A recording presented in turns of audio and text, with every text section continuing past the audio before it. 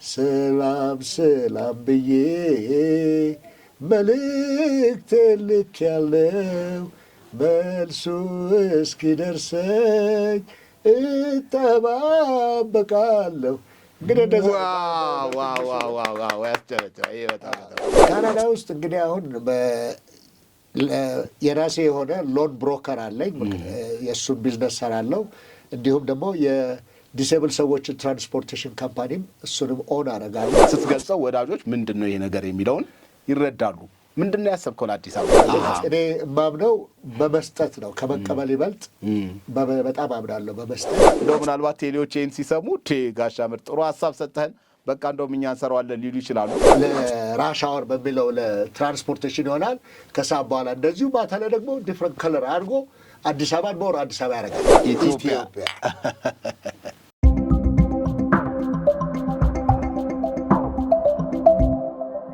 ሰላም ጤና ይስጥልኝ። ክቡራትና ክቡራን ወዳጆች እንዴት አላችሁ? ያላችሁበት የከበረ ሰላምታ ይድረሳችሁ። ዝም ብሎ የከበረ አይደለም፣ ከአልማዝ ከእንቁ የከበረ ምርጥ ሰላምታ ከተማ ውስጥ አለ የሚባል ሰላምታ። ሀገሪቷ ሲባል ደስ አይለኝም። በነገራችን ላይ ሀገሪቷ ሲባል ማራቅ ነው። ሀገራችን ውስጥ ካሉ ሰላምታዎች ሁሉ ላቅ ያለው ሰላምታ ዛሬ ይድረሳችሁ። ደርሶናል በሉን።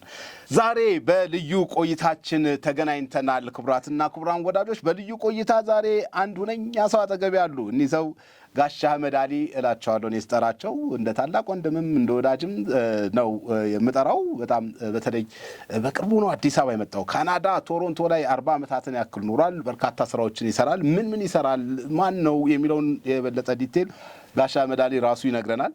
አንተ እያልኩ ማውራው እንግዲህ ለአቅርቦታችንን ለመግለጽ ወዳጅነታችንን ለመግለጽ ነው እንጂ ከአክብሮት ማጣት እንዳይያዝብን አደራ እላለሁ ከወዲሁ። አይሆንም ካለኝ እሱም ማሳሰቢያ ይሰጠኝና እቀጥላለሁ። ጋሻ አህመድ አሊ እንኳን በሰላም ወደ ሀቅና ሳቅ የቃለ መጠይቅ የልዩ ቆይታ ዝግጅት በሰላም መጣ። በጣም አመሰግናለሁ አቤ። መቼስ በመጀመሪያ ነገር ይሄንን ነገር አዘጋጅተህ በጣም ከቢዚ ስኬጁል ለእኔ ይችን ሰዓት ስለሰጠኝ ከልብ ያመሰግናለሁ። በሀቅና ሳቅም ግሩፖች መካከል አድርጌ ታንኪላለሁ።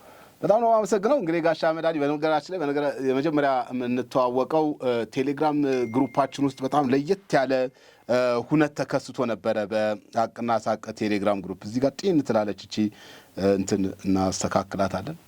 ቴሌግራም ናት በዚህ አጋጣሚና ቴሌግራም ግሩፕ ላይ ሀቅና ሳቅ እንግዲህ በርካታ ቤተሰቦች ያሉበት ቴሌግራም ግሩፕ ነው። በዚህ አጋጣሚ ያልተቀላቀሉ ሰዎች እንዲቀላቀሉ እንጠይቃቸዋለን። እዛ ውስጥ አንድ ተአምራዊ ነገር ተከስቶ ነበረ። ጋሻ አህመድ አንተ ጋሽ ረታ እና እመን እንጂ አትፍራ 3 ወዳጆች ከረጅም ጊዜ በኋላ ተገናኛችሁ እና ያንን ሀቅና ሳቅ ውስጥ በጣም አሜዚንግ ታሪክ ብለንም አቅርበነው ነበረ።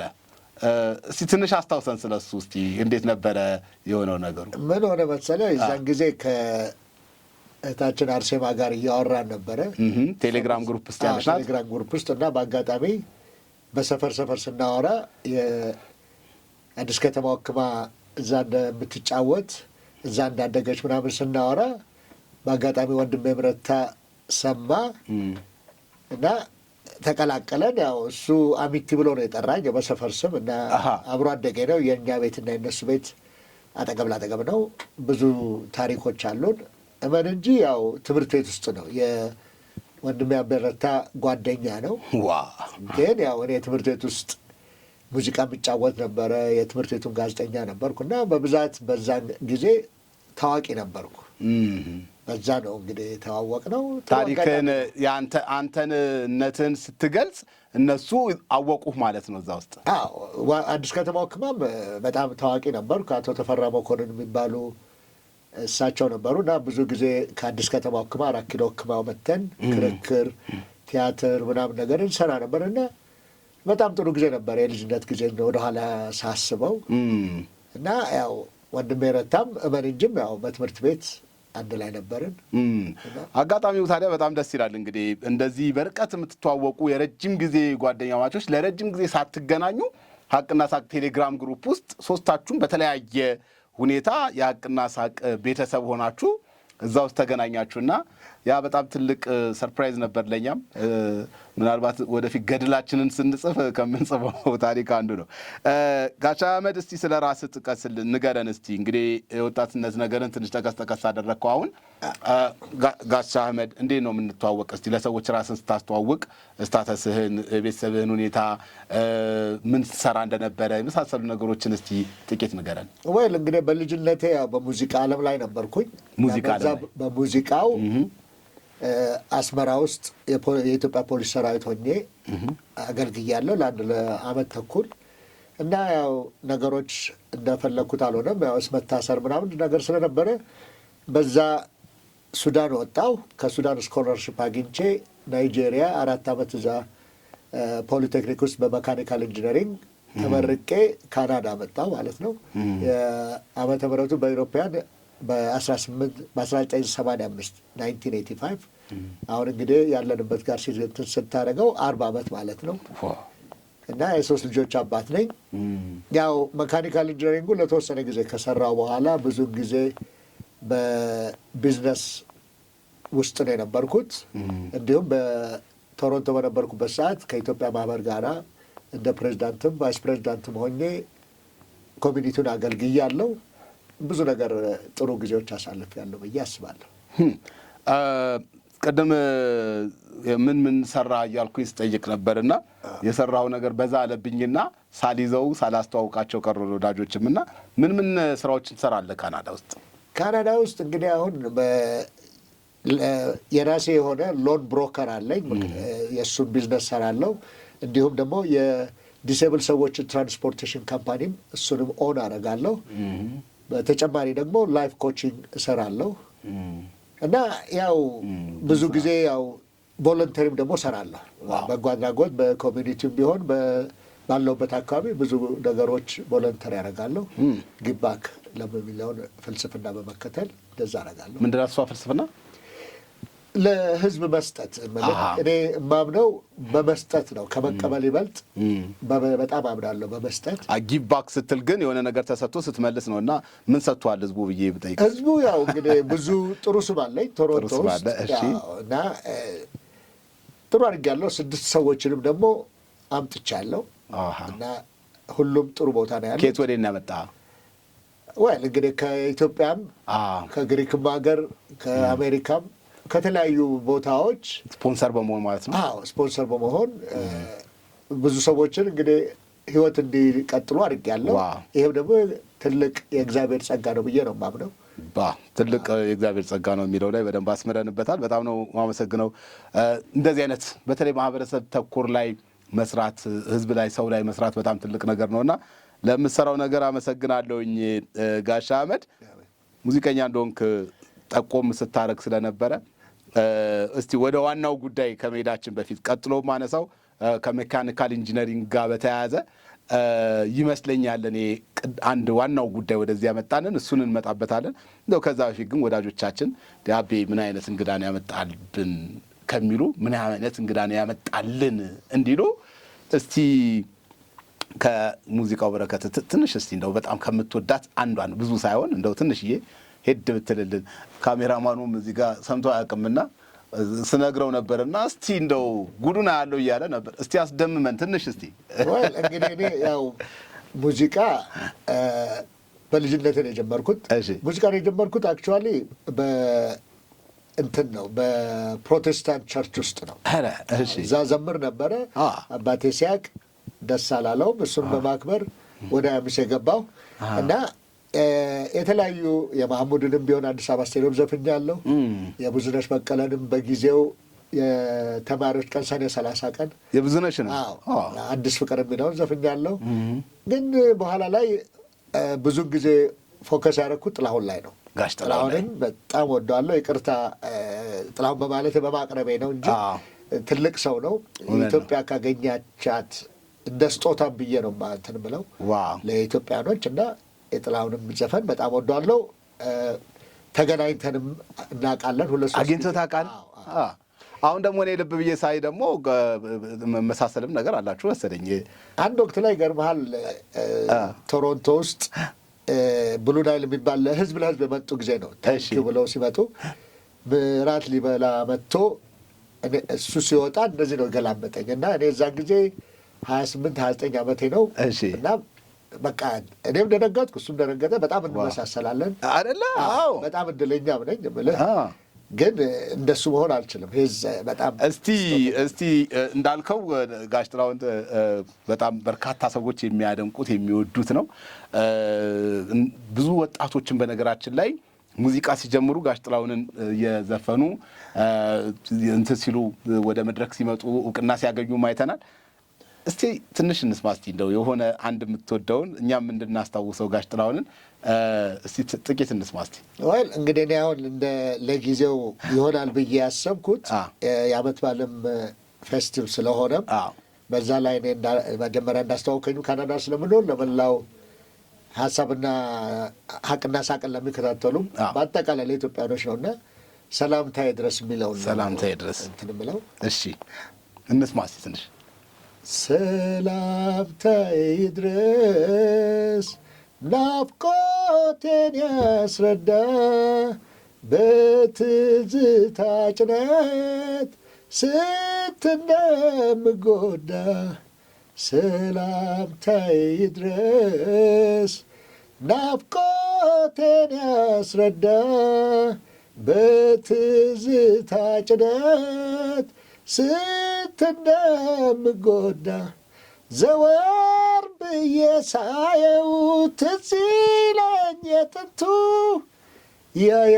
ያሳለፍነው ቀን ሲሰማኝ በበርቶ ሐዘኑም ደስታውም ብዙ በማሰቤ ትዝታው ምግብ ሆኖኝ አልቀረም መጥገቤ ፊቴ ድቅን ሲል ያሳቅ ያጨዋታ መንፈሴ ይመላል በከባድ ትዝታ በሀገር ርቀት ምንም ቢራራቅም ለረጅም ጊዜያት ተያይተን ባናውቅም ምንም ቢሆንብኝ ትዝታው ሰቀቀን ማንም አይሰርዘው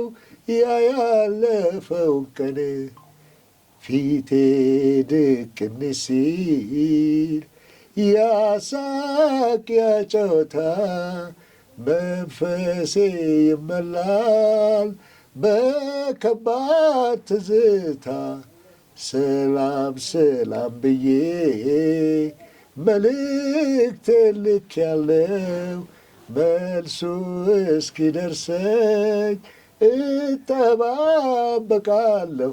እንግዲህ እንደዛ ትንሽ ሃይፒች አድርጌው አልቻልኩትም ወደ እንትን አድርጌዋለሁ። ኢትስ አሜዚንግ። ለእኛ እንዳልከው ለባለሙያ በሙዚቃ ውስጥ ላለፈ ሰው ምናልባት እንትን ሊል ይችላል፣ ግን በእውነት ለእኔ በጣም አስደምሞኛል። እንዴት አየው ካሜራ? እስቲ በጣም ነው የምናመሰግነው ጋሽ አህመድ። እንግዲህ ሰላም ሰላም ብለን ጀምረናል። ክቡራትና ክቡራን ወዳጆች እንግዲህ ጋሽ አህመድ በሙዚቀኛም ነው፣ ከእንደገና ደግሞ በትምህርት ደግሞ ሜካኒካል ኢንጂነሪንግም ተምሯል። ከዛ አሁን እንግዲህ ወደ አዲስ አበባ ከመጣ በኋላ ምንም እንኳን በራሱ ጉዳይ ቢመጣም ለረጅም ጊዜ ሲያስብበት የነበረ አንድ ጉዳይ አለ። በተለይ የአዲስ አበባን እንግዲህ እኔ አዲስ አበባን ስጠራት ብቻዋን አልጠራትም። በሽቅርቅሪቷ ውቢቷ የተስፋይቷ ከተማ የአፍሪካ መዲና አዲስ አበባ ስትመጣ እንደው ይሄ ነገር ቢካተት ብለህ አንድ ነገር አሰብክ ጋሽ አህመድና ያንን ያሰብከው ነገርን ደግሞ እንዲሳካ ለማድረግ የተለያዩ ሙከራዎችንም አድርገሃል፣ የተለያዩ ደጃፎችንም አንኳኩተሃልና ዋናው ነገር ያለኝ ሐሳብ ነው ብለኸኛልና እኔ ደግሞ ሪከመንድ ያደረግኩ ምንድነው ጋሽ አህመድ ሐሳብማ ከሆነ መቅረብ ያለበት ሚዲያ ላይ ነው። እኛ ሀቅና ሳቅ ሚዲያ ሐሳብ በጣም እናበረታታለን እና እኛ ላይ ሐሳብህ አይዲያ ከቀረበ ይሄንን አይዲያ የሚሰሙ አካላት ተግባራዊ ሊያደርጉት ይችላሉና ለምን አትመጣም ብዬ ስልህ በደስታ ነው የመጣኸው። ለሱ በጣም ነው የማመሰግነው ጋሽ አህመድ። ምንድነው አሰብከው ለአዲስ አበባ ለውቢቷ ለሽቅርቅሪቷ ለተስፋይቷ ከተማ ለአፍሪካ መዲና ስሟን የመሰለች ነው ይባላል። አሁን አዲስ አበባ መሪዎቹ ሲናገሩ እንደ ስሟ አዲስና አበባ ለማድረግ ብለው ሲናገሩ ይሰማልና አንተ ደግሞ እዛ ላይ አንድ ግብአት መጨመር አለበት ብለህ ትላለህ። ምንድነው ያ ነገር? ምናልባት ከሜካኒካል ኢንጂነሪንግ ትምህርት ጋርም የሚያያዝ ይሆን ወይ ብዬ አስቤያለሁ። ይሄን ነገር ስትገልጸው ወዳጆች ምንድነው ይሄ ነገር የሚለውን ይረዳሉ። ምንድነው ያሰብከው ለአዲስ አበባ ነው? ይሄ አይዲያ የመጣልኝ የዛሬ 10 ዓመት ነው። ልጆች የሚያውቃሉ፣ ሁለቱ ትልልቆች በተለይ ያውቁታል። እና የኬብል ካር ፕሮጀክት ነው። ኬብል ካር ዩዥዋሊ እዚህ አፍሪካ ውስጥ 2 ቦታ አለ፣ ሳውዝ አፍሪካ እና ሞሮኮ። ግን ለቱሪስት አትራክሽን ተራራ ላይ ነው። የእኔ ግን አዲስ አበባ ከተማ ውስጥ ነው። እንደምታልከው አንተም አዲስ አበባ ሽቅርቅሬን እንደምትለው ለመጨመር ነው፣ ቫሊዩ አድ ለማድረግ ነው። እና እኔ ፕሮጀክቱ ላይ 7 ስቴሽን አድርጌ ነበረ እንትን ያደረግኩት እስከ ማዘጋጃ ቤት። እና አንደኛ ይሄን ነገር ስጨምር ወደ 5 የኢሮፒያን ካምፓኒ ኮንሳልቲንግ አድርጌ ያለሁ። እንደገናም ደግሞ 4 የቻይና ካምፓኒ አነጋግሬ ያለሁ። እና ዋናው ምንድን ነው ነገረ ስራው የሚጀምረው በሶላር ኤነርጂ ነው። እና ማድረግ የምፈልገውም ከፈረንሳይ መንግስት ጋር ነበር የኔ ሀሳብ። ለምን ለሚለው ጥያቄ ከጠየቅከኝ አንደኛ የኢትዮጵያና የፈረንሳይ መንግስት የጀመሩት ከ127 ዓመት በፊት ነው። እና አሁንም ደግሞ በሞስት ሪሰንትሊ ፕራይም ሚኒስተር ፕሬዚደንት አማኑኤል ማክሮን መጥተው የኢዮቤልዩ ቤተ መንግስት ላይ ወደ 62 ሚሊዮን የሚሆን ሰጥተው ታድሶ ለኤግዚቢሽን ተደርጓል። እንዲሁም ደግሞ የላሊበላም የፋሲል ግንብም እና የሚቀጥለውን ትውልድ ለመቀጠል ነው። እና በዛ ምክንያት ከፈረንሳይ ኤምባሲም ጋር ኢሜል አድርጌላቸው ነበረ 2 ጊዜ፣ ግን አላገኘሁም መልሱን። እና በዛም ነው ደግሞ ዋናው ልመጣም ያሳሰበኝና ሚዲያ አይቶት እርግጥ ለተወሰኑ ለከንቲባ አዳነች አቤቤም የሆኑ ሰዎች ለቤተ መንግስትም ላሉት ለፕሬዚዳንቱም እንዲሁም ደግሞ ለካልቸር ሚኒስቴር እንትን ብዬላቸዋለሁ፣ ፎርዋርድ አድርጌላቸዋለሁ። ግን ሞር ደግሞ ህዝቡ አይቶ ምክንያቱም አንደኛ ነገር ለአዲስ አበባ ከተማ ለቱሪዝም በጣም ጥሩ ነው። የእኔ ሀሳብ ከቦሌ ነው የሚጀምረው።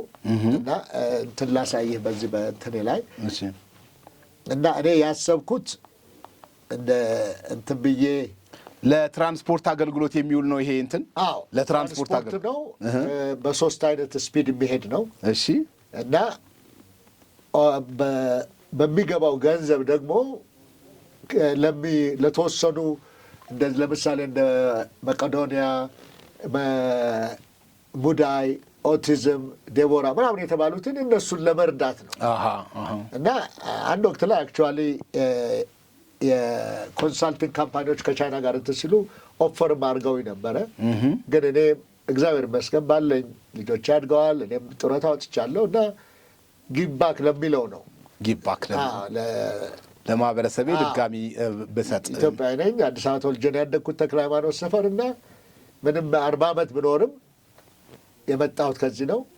እና ለመስጠት ነው ሀሳብ ለመስጠት ነው። እንግዲህ እንዳልከው ይሄ የኬብል ካር ሀሳቡ ምንድን ነው? 2 ነገር ነው። አንደኛው ትራንስፖርቴሽን ነው።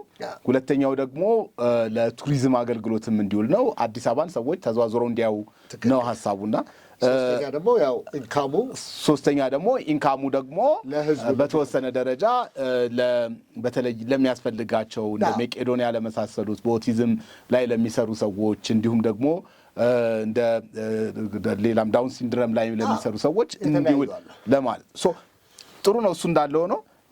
እስቲ አንተ አይደንቲፋይ ያደረካቸው የለያቸው ቦታዎች ከየት ቢሄድ ብለህ ነው? ምናልባት እሱን ወረቀቱን ሌላ ጊዜ ታሳየናለህ ወይም ደግሞ ትሰጠውና ለኤዲተራችን እሱ ያስገባውና ቪዲዮ ውስጥ ወዳጆች እንዲያዩት እናደርጋለን።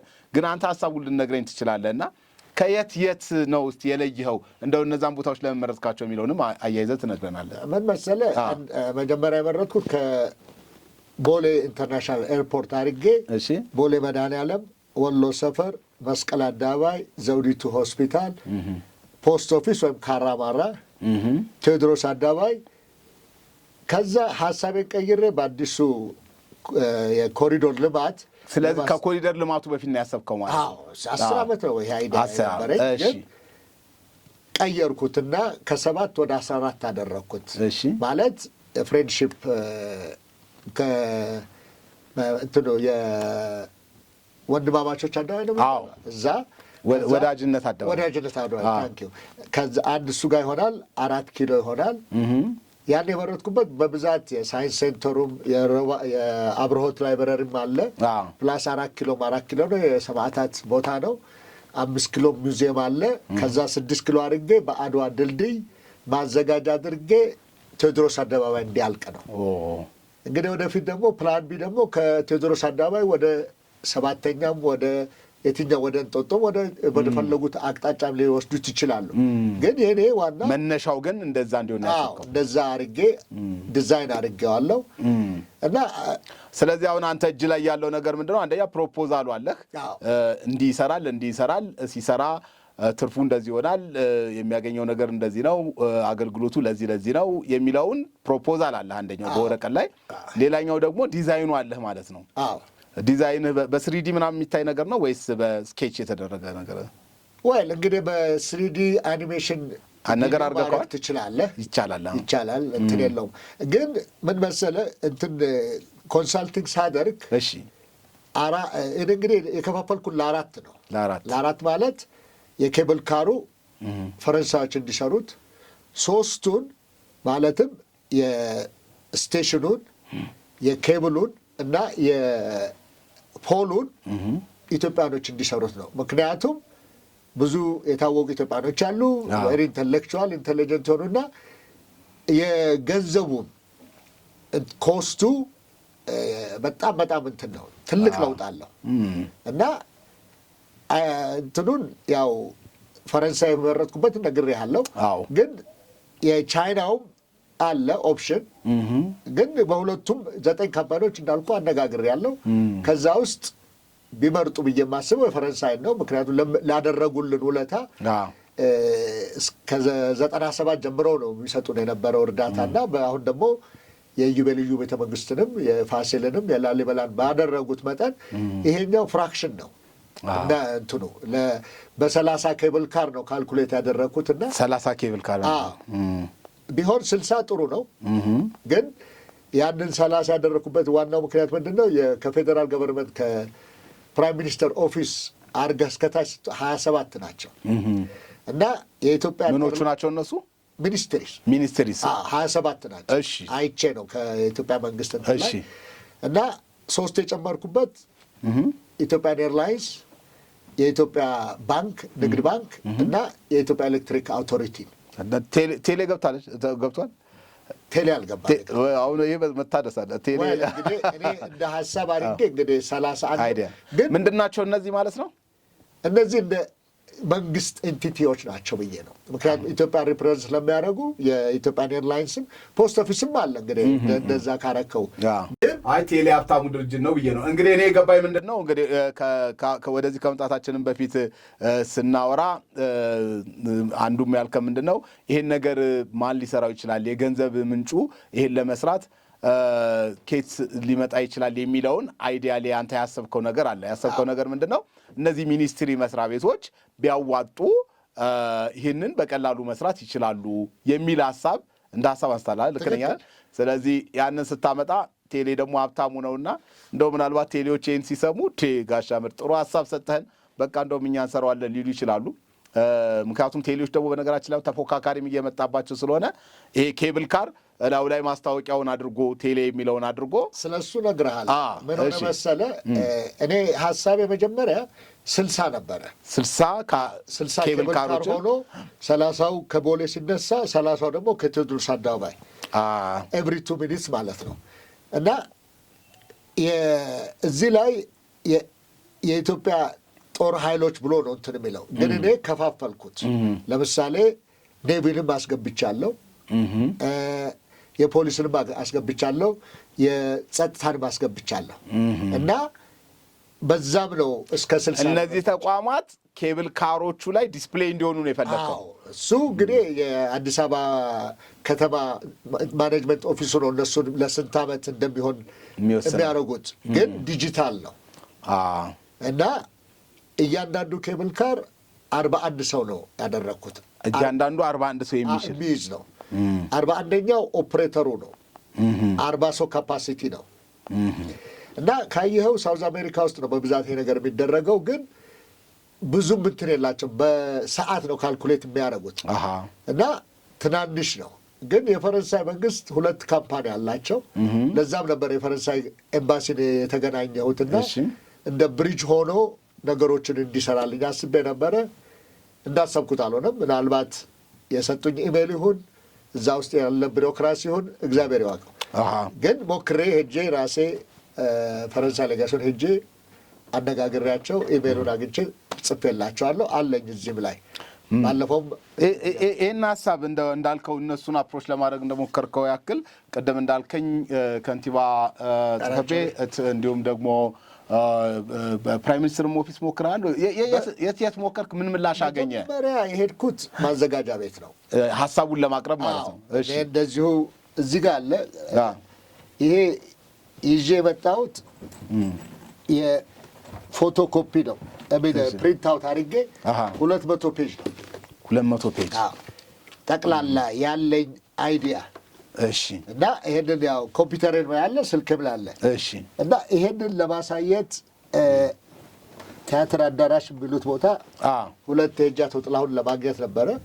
አቶ ጥላሁን እሺ፣ እሳቸውን ለማግኘት ነበረ። በአጋጣሚ የተወሰነ ሰው ካዩ በኋላ 2 ጊዜ እድል አላገኘሁም። እና ከዛ በኋላ ነው እንግዲህ ምናልባት ብዬ በኮንሳልቲንግ ደውዬላቸው አነጋግሬያቸው ለምን ከፈረንሳይ ጋር ከፈለግ ለምን ኤምባሲውን ማታነጋግር እና ብሪጅ ሆኖሃል አሉኝ። እንዳሉትም 2 ደብዳቤ ጻፍኩላቸው በማርች 31 እና ኤፕሪል 7 ላይ።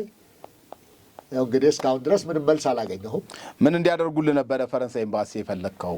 አንደኛ ያለውን ኮንቲኔሽን እንዲሆን፣ ዋናው ለሚያደርጉልን ሀገዝ በፖርት ለማግኘትም ያግዙናል። አማን ነው ዋናው ፎከስ ያደረግኩበት። ፕላስ ደግሞ በጤናም በትምህርትም በብዙ ነገሮች እየረዱን ያሉት።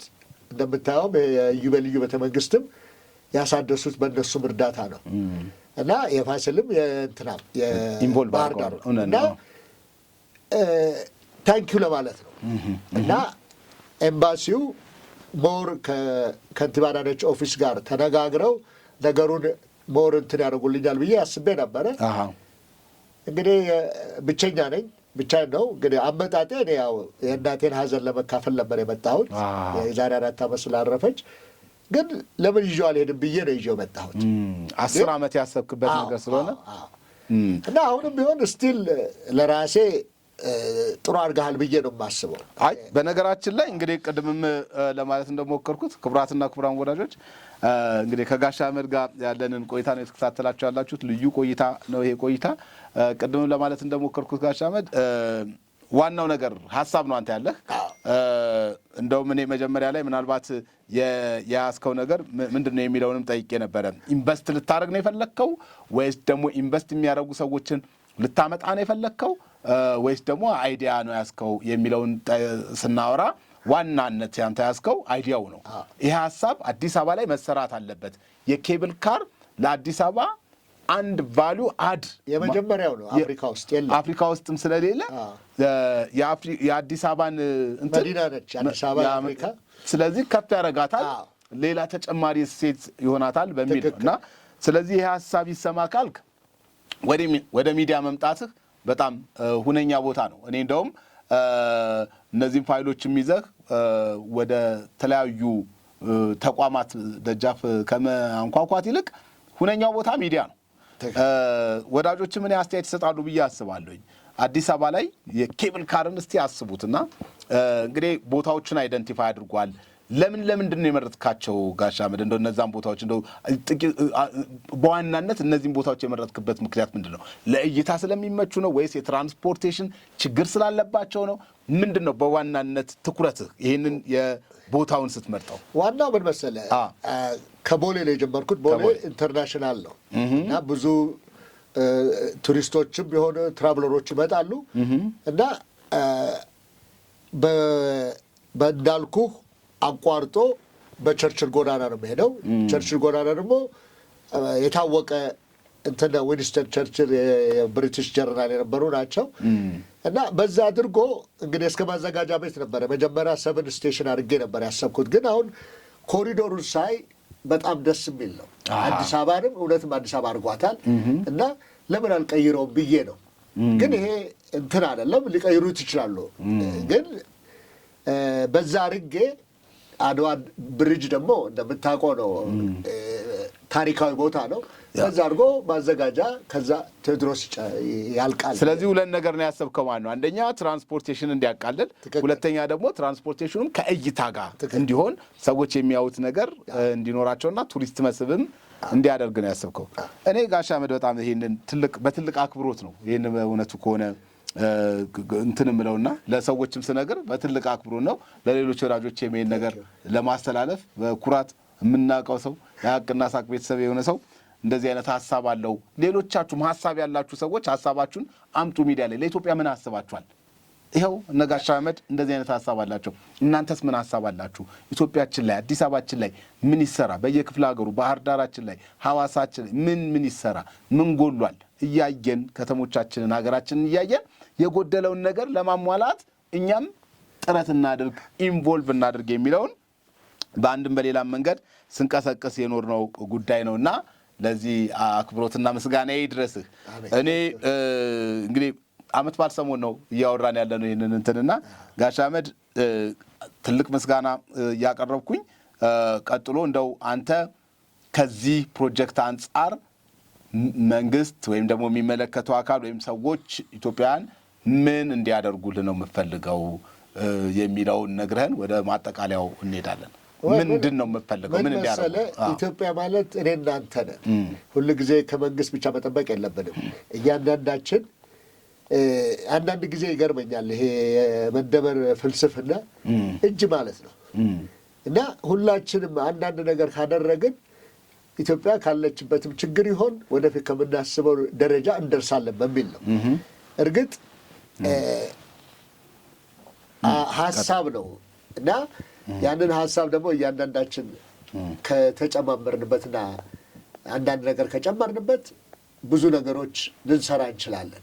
ሁሉ ጊዜ ከሰው ከመጠበቅ እያንዳንዳችን እኔ በጣም እድለኛ ነኝ ይህን ነገር በክሬት በማድረጌ ከድሮም ከልጅነትም እኔ ክሬቲቪቲ ላይ ነው እና ብዙ ጊዜ እንደነገርኩም ለሰው ለማድረግ ነው የምፈልገው እና በልጅነቴ የማረሳው ዋይምሲ አሸንፌ ክራር ተሸልሜ ስመጣ ከልጆች ጋር ነፍሳቸውን ይማር አባባ ጃኖ ሲያልፉ ልጆች ሆነን ተሰልፈን 1 ብር ወስጃለሁ። ዋው! እና እኔ በጣም ከእድለኞቹ መካከል ነህ። ብዙ ሰዎች አንዳንድ ሰዎች አሉ እንዲህ የሚሉ ከቀዳማዊ ኃይለ ሥላሴ 1 ብር ወስጃለሁ የሚሉ ሰዎች አሉ። እንደውም ያለው በጣም እድለኛ ነኝ እና ያንን ነው ጊባክ ለማለት ነው መክፈል የምፈልገው እሱ ነው እና ሁላችንም እቺ ዓለም አለ ትመጣለህ ትሄዳለህ።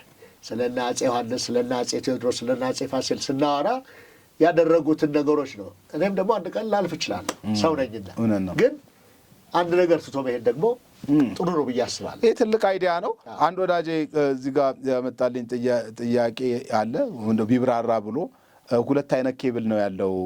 አንደኛው እንግዲህ ተንጠልጣይ ያለ፣ ሌላ ደግሞ በመሬት ላይም ተመልክተናል እና የትኛው አይነት ነው? ተንጠልጣይ ነው ወይስ ደግሞ በመሬት ላይ? በአየር መሄድ ነው። በአየር ላይ ነው። ለዛም ነው በ4 የከፈልኩት። እንትን ወደ 60 ፖሎች ነው ኢስቲሜት ያደረግኩት ከቦሌ እስከ ቴዎድሮስ አደባባይ እና ኬብል አለ በላይ ነው በላይ የሚሄድ ነው። አዎ እኔም እሱን ነው ኢማጂን ያደረኩት። ፕሩፍ አለኝ እንትን ያደረኩት የሁለቱም አለኝ፣ የአውሮፓውያኑም አለኝ የቻይናዎችም አለኝ። ግን እንዳልኩ ነው እንግዲህ እነሱን እናሳያለን፣ ለወዳጆች እናሳያለን። አንተ ያሰብከው በአየር ላይ የሚሄደው ነው። ሶ እንግዲህ ኢትዮጵያውያን ምን ያደርጉ የሚለውን ጄኔራል ነገርከኝና ለዚህ ፕሮጀክትስ ወይ ለዚህ ሀሳብ መንግስት ወይም የሚመለከተው አካል ለምሳሌ አዲስ አበባ አስተዳደር ሊሆን ይችላል ወይም ደግሞ ሌላ ምንድነው ከነሱ አንተ የምትጠብቀው? ለምሳሌ ደጃፋቸው ሄደህ ነበረ፣ አዲስ አበባ አስተዳደር ሄደህ ነበረ። ምን ነበረ ብታገኝ የምትለው? ልክ አሁን ለምሳሌ እንግዲህ በሆነ አጋጣሚ በነገራችን ላይ እኮ በሆነ አጋጣሚ ሀሳባችን ይደርሳል ኃላፊዎች ጋር የስራ ኃላፊዎች ጋር እና ምናልባት እልፍ ስንል ከንቲባ አዳነች አቤቤ ቢያዩን ለምሳሌ እስቲ ይሄ መልእክት ለከንቲባ አዳነች አቤቤ አቅርበው። እኔ ታንክ ዩ በጣም ጥሩ ጥያቄ ነው የጠየቀኝ። የዋናው ዓላማው እኔ ለገንዘብ አይደለም የመጣሁት።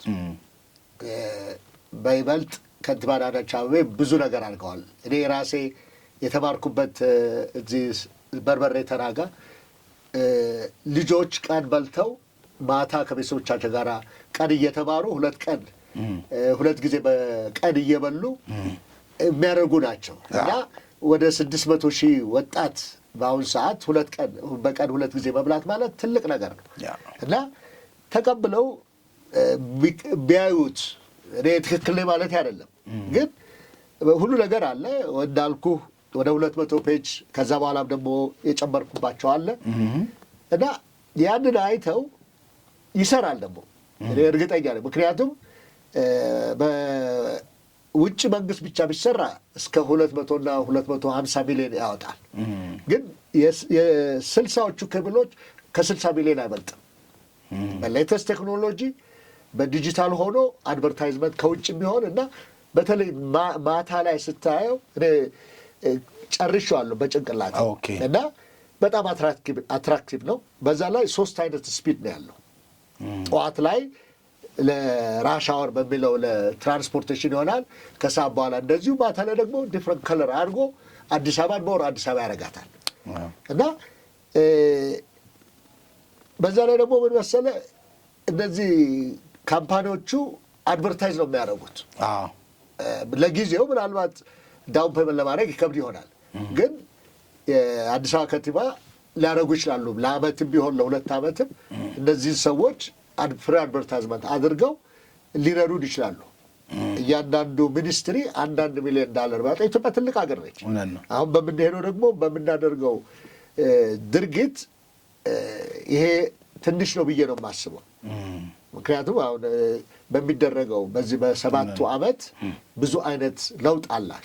እንኳን 7 ዓመት አለ፣ በዚህ በ2 ዓመት እንኳን ትልቅ ለውጥ አለ። እኔ ራሴ መጥቼና አሁን ሳየው በጣም ትልቅ ለውጥ ነው ያለው እና ያ ነው የኔ ጎሌ። ስለዚህ ቢችሉ ፕሮፖዛሌን ይዩትና አይተውት ይህንን ጉዳይ ወደ ተግባር ይሄድ ቢችሉ። በተጨማሪ ምን አለ መሰለህ የኦቪድ ሪል ስቴት እኔ ኮንሳልቲንግ ካምፓኒዎች የሰጡኝ ኦን ድ ፔፐር አድርገውታል፣ ግን በስራ ላይ አይደለም። እኔ ከአቶ ዮናስም ጋር ብንሰራ ደስ ይለኛል። ምክንያቱም በጣም ብዙ ነገር እየሰሩ በአልሙኒየም የሚሰሩ ቢልዲንጎች ላይ ነው ሞር ፎከስ ያደረጉት። ምክንያቱም ፕራዮሪታይዝ ያደረጉት እሱን ነው እና የነገሩኝ ምንድን ነው ከመርካቶ ከበርበሬ ተራ እስከ 7ኛ እና ደግሞ በጫካው ፕሮጀክት ላይ አለ ይባላል፣ እንጦጦም አለ ይባላል። ግን በወረቀት የተጻፈ ነገር ምንም ነገር የለም እና እኔ ከማናቸው ጋር አንድ ላይ ብንሰራ ደስ ይለኛል። ሁሉም ለኢትዮጵያ ነው፣ ለአዲስ አበባ ነው እና ያ ነው እኔ እንትን በጣም ነው በእውነት የማመሰግነው ጋሽ አህመድ። ክቡራትና ክቡራን ወዳጆች ጋሽ አህመድ ለአዲስ አበባችን አንድ ግብአት የሚሆን ነገር አለኝ፣ ሀሳብ አለኝ። ይሄ ሀሳብ ለ10 ዓመት ያሰብኩበት ሀሳብ ነው። በተለይ ሜካኒካል ኢንጂነሪንግም ባክግራውንድ ስላለኝ ከዛም ጋር እያይዤ ከእንደገና በተለያዩ ሀገሮች ላይ በተለያዩ ቦታዎች ላይ ያየሁትንም ኤክስፒሪየንስ አካትቼ ለአዲስ አበባ ለዚች ውብ ለሆነችው ሽቅርቅር ለሆነችው የአፍሪካ መዲና ለሆነችው የተስፋ ከተማ ለምንላት አዲስ አበባ አንድ ነገር አስቤያለሁ። ይሄ ያሰብኩት ነገር ምንድነው የሚባለው? ኬብል ካር ነው ያሰብኩት። ኬብል ካሩ ደግሞ ለትራንስፖርቴሽን ለቱሪዝምም አገልግሎት የሚውል ነው። ይሄንን እባካችሁን ይሰራበት ብሎ እያለ ነው። የሚመለከተው አካል ይህንን ቪዲዮ አጋጣሚ የሚያይ ከሆነ ለጋሽ አህመድ ያገኘው ኮንታክት ያደርገው። በሀቅና ሳቅ በኩል ኮንታክት ማድረግ ይቻላል። በእኛ በኩል በተጨማሪ ምን አለው መሰለህ ኒውዮርክ ሄጃለሁ ለዚህ ፐርፐዝ ብዬ። እሺ ትንሽ ዲስታንስ ነው። ፕላስ ደግሞ ሲያትል የማይክሮሶፍት ካምፓኒ እዛም አላቸው፣ ግን ለሰራተኞች ብቻ ነው። እንግዲህ ታየ ኒውዮርክ ኢዝ ዘ ካፒታል ኦፍ ኤቭሪቲንግ ኢትዮጵያ አዲስ አበባ ሶስተኛ ነች እንግዲህ ጄኔቫ፣ ኒውዮርክ፣ አዲስ አበባ ነው በዓለም ደረጃ ስታየው ቢዚየስት ሲቲ የሚባለው እና ማድረግ እንችላለን። ይቻላል ነው። በጣም ነው የምናመሰግነው እውነቱን ለመናገር በድጋሚ ጋሻ አህመድ እንግዲህ ስቱዲዮአችን መጥተህ በጣም ጥሩ ቆይታ እንዳደረግን ነው የሚሰማኝ። በተለይ ሀሳብህን አየር ላይ እናውለዋለን። ይሄን ሀሳብ የሚቀልብ እሱ ብልህ ነው ብለን እናሳስባለን። እግረ መንገዳችንን በምን እንሰነባበት ጋሻ አህመድ? መሰነባበቻ ነገር ምንድነው የምንነግረን? እኔ ሙዚቃ ትንሽ ብጨምርልን ደስ ይለኛል። ቅድም ካልክልን በተጨማሪ የምትጨምርልን ከሆነ ፈቃደኛ ከሆነ፣ ካልሆንክ ግን ወይም ደግሞ አይ ቆይ ሙዚቃ ይበቃል ተው እንጂ ምንድን ነው አልበዛም እንዴ ብለህ ካልክም ደግሞ እሱንም እሰማና ማጠቃለያ ሀሳብህንም ልነግረኝ ትችላለህ። አይ ሁለቱም አለኝ ብለህ ካልክ ደግሞ አትቀዳድመህ አንዳንዱን ንገረን እስቲ። ማጠቃለያ ሀሳብ በመውጫ በሀቅና ሳቅ ላይ ብዙዎቹ ቤተሰብ ያውቁታል። ሙዚቃ ወዳለው ጥላሁንን ነፍሱን ይማረው፣ ነፍሱን በገነት ያቆይልን። ግን ምን መሰለህ ዋናው ከሙዚቃው ይበልጥ እዚህ ላይ ሞር ፎከስ ብናደርግና ቱ ፑት ኢት ኦን ዘ ቴብል። እኔ የምፈልገው ገንዘብ ምንም ነገር የለም። ጀስት አይዲያውን ቁጭ ብለው አይተውት ይቻላል ደግሞ ምንም እንትን ብዬ ነው እኔ እንግዲህ እንዳልኩ 10 ዓመት ነው አይዲያው የነበረው ከኔ ጋር። መንግስት አስቦት ከሆነ ወይም ደግሞ ከተማ መስተዳድሩ ኦልሬዲ አስቦት ይሁን አይሁን መረጃው አለ እንዳልኩ ነው። ኦቪድ በሌላ ቦታ አለ፣ ግን በኔ ማፕ የለም። በአንተ ማፕ የለም። ከቦሌ ኤርፖርት በዚህ ባወጣሁት እንትን የለም። ስለዚህ ደግመን የምናሳስበው ነገር እና የምንለምነው የምንጠይቀው ነገር ጋሻ አህመድ ያለውን ፕሮጀክት እስቲ ምንድን ነው አንተ ሰው ያለ ፕሮጀክት ብላችሁ ጠይቁትና አግኙት፣ ኮንታክት አድርጉት ለማለት እንወዳለን። ይሄ ነው። ይሄ ከመንግስት የሥራ ኃላፊዎች አንጻር ነው። ከህዝቡስ አንጻር ህዝቡስ ምናልባት ይሄንን ኢትዮጵያ ሊያሰሩ ይችላሉ። ምናልባት እንደዚህ አይነት ሀሳብ አስበህ ነበር? ምናልባት ለምሳሌ ሰዎች አሁን እንግዲህ ዋናው ነገር እንግዲህ ይሄንን ለመስራት የሚያስፈልገው አንደኛ ፈቃድ ነው። ይሄንን ስሩ የሚል ፈቃድ ነው። ሁለተኛው ነገር ገንዘብ ነው። ይሄንን ለመስራት ገንዘብ ያስፈልገዋል። ሌላው ቴክኖሎጂ ነው። እሱ በኮንታክት ምናምን የሚመጣ ነገር ነውና ማን ይስራው ምን ይሁን የሚለውና እንደው ለህዝቡስ ከዚህ አንጻር የሚተላለፍ መልእክት አለ ወይ? ህዝቡስ እንደው ወይም ደግሞ ምናልባት እንደዚህው ሌላ ሀሳብም አምጡ ማለት ሊሆን ይችላል። አጠቃላይ ለኢትዮጵያውያን የምታስተላልፈው መልእክት አስተላልፈህ በዚሁ መሰናበት እንችላለን። ጋሻ አህመድ ህዝቡ መቼስ እኔ በጣም ሃይሊ ሪስፔክት የማደርገው ነው ህዝቡ። ምክንያቱም አባይን ገድበናል። እውነት ነው። ያ ሁለተኛ አድዋ ማለት ነው በእኛ ጄኔሬሽን እና ኢትዮጵያን እያንዳንዳችን አንዳንድ ነገር ድር ቢያብር አንበሳ ያስር የሚባል ተረት ትክክል ነው። እና እያንዳንዳችን አንዳንድ ነገር ካደረግን ዋይ ኖት ይቻላል። ህዝቡም ደስ ይለዋል። ምክንያቱም አሁን ከንቲባ አዳነች አቤቤ በቅርብ ጊዜ 100 በሶላር የሚሰራ ባስ አስመርቀዋል። በኤሌክትሪክ ይቅርታ። እና እንትንም ሄጀበታለሁም ደስ ብሎኛል። እና እያንዳንዳችን አይዲያ ካመጣን የገንዘቡ ችግር አይደለም፣ ዋናው መፍጠሩ ነው፣ እችላለሁ የሚለው ነው እንጂ ገንዘብ ኖሮት በብዛት ካየህ የታወቁ ሀብታሞች ሃይ ስኩል ድሮፕ አውትም ወይም ደግሞ ዩኒቨርሲቲ ውስጥ እንትን ያሉ ናቸው። ትምህርት አይደለም እኔ የማየው፣ ዋናው ያንተ ፕሮጀክሽን ነው፣ አስተሳሰብህና ይቻላል ብለህ ካደረግከው ገንዘቡ ብዙ አይደለም። ለኢትዮጵያ 30 ሚሊዮን በአሁን እንኳን ባየኸው ቡናና ወርቅ $2 ቢሊዮን ኢንካም ከመጣ ታንክስ ለዶክተር አብይ እንትን እና ይቻላል። የገንዘቡ $60 ሚሊዮን እንትን አይደለም፣ ትልቅ ነገር አይደለም። በውጮች በስዊዘርላንድ ብትል በፈረንሳይ ወይ በጣሊያን ወይ በአውስትራሊያን አሰርች ተደርጎ ቢሆን ኖሮ እስከ 200 ሚሊዮን ነው የሚፈጀው። በዛም ነው የከፋፈልኩትና ብዙ ወጣቶች ኢትዮጵያኖች አሉ፣ መስራት ይችላሉ። የአባይን ግድብ የገደብነው አብዛኞቻችን ኢትዮጵያኖች ነን። ስለዚህ ይሄም ደግሞ ይቻላል። ዋናው ቱ ስታርት ነው። ሁሉ ነገር ቁጥር ከአንድ ነው የሚጀምረው እና እኔ አምጥቼዋለሁ። አይ ሆፕ ያዩታል። አንተም ደግሞ በጣም ፌመስ ነህ፣ ብዙዎቹ ያውቁሃል እና በሚዲያም አሳልፌው እንትን ማለት ነው። ቢዝነስ አይደለም። አይዲያው ኦፈር ተደርጌ ነበረ። ምክንያቱም ኮንሳልቲንግ ፋርም ከአንዱ ቻይና ካምፓኒ ጋር መጥቀስ አልፈልግም። ተሰጥቶኝ ነበር ገንዘብ፣ ግን እኔ ራሴን ነው የማዳምጠው። ገንዘቡ ህይወቴን ሊቀይር ይችላል ወይም ደግሞ ህይወቴን ሊወስድ ይችላል፣ ግን ከዛ ይበልጥ ስሙ ይበልጣል። በዛ ነው የሄድኩበት። ቴንኪዩ በጣም ነው የማመሰግነው ጋሽ አህመድ።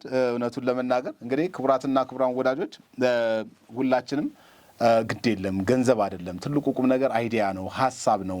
ሀሳብ እናምጣ፣ ሀሳባችንን አምጥተን ለኢትዮጵያችን እናበርክት፣ ለአዲስ አበባችን ለከተሞቻችን እናበርክት፣ ከተሞቻችንን እንዴት እናሳድግ፣ ችግሮቻችንን እንዴት እንቅረፍ እያለን ሀሳብ እያመጣን ሙከራዎች እናድርግ የሚል ታላቅ መልእክት ነው ዛሬ የሰማነው።